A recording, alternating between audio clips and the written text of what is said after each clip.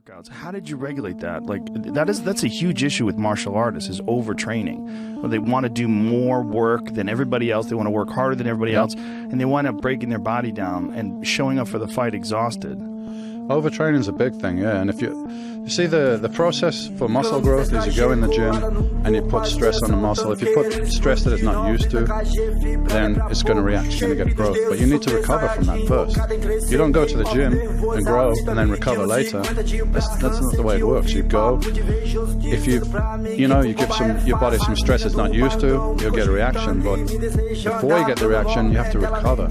So if you're not allowing enough time to recover, I use this analogy at seminars I do. It's very simplistic, but it gets the point across. If you get a bit of sandpaper and you rub it across the palm of your hand and it's kind of bloody, if you leave it and let it heal up, what's going to happen? The skin's going to develop back a little bit stronger, a little bit thicker than before because it wants to protect against that stress.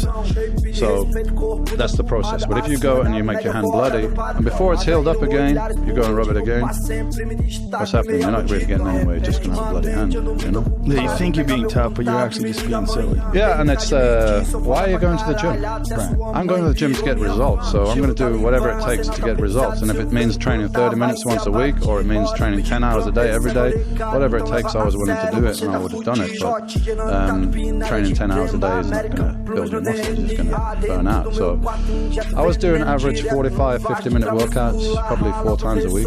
Really? That's it? That was it. That was it. And everybody says, oh, that's it. Well, I'll write on a piece of paper, what the fuck is that? That's nothing, man. I'm like, okay, but come and do it. Come and do it and tell me if you want to do more when we're finished. Nobody has ever said, oh, please can we do some more? They're like, no, that's it, that's enough. Because every set, bar the warm-up sets, you got to warm up, you know, to be safe and everything. But the real sets, I call them, we're going to go to absolute failure and even beyond with force reps, with assistance reps, maybe extra negative reps. This is something most people neglect when they lift weights. They think, you know, I've lifted it, all right, boom, let it go down, I've lifted it. But they're neglecting the lowering part of the weight, the negative. So I get people to really slow it down, so you're taxing that part as well. And even at the end of the set, on some exercises with machines where it's practical, so you can't curl anymore physically on the positive, on the contraction, but your strength on the lowering is greater. So if you did curls and you failed, I could lift the weight to the top for you, and you could lower it down for probably another 3 reps. So if you'd just gone to failure here, you wouldn't have exhausted the negative part of the rep. So my thing is I exhaust everything. It's totally fucked. You can't lift, you can't lower it, you can't lift it. It's total failure.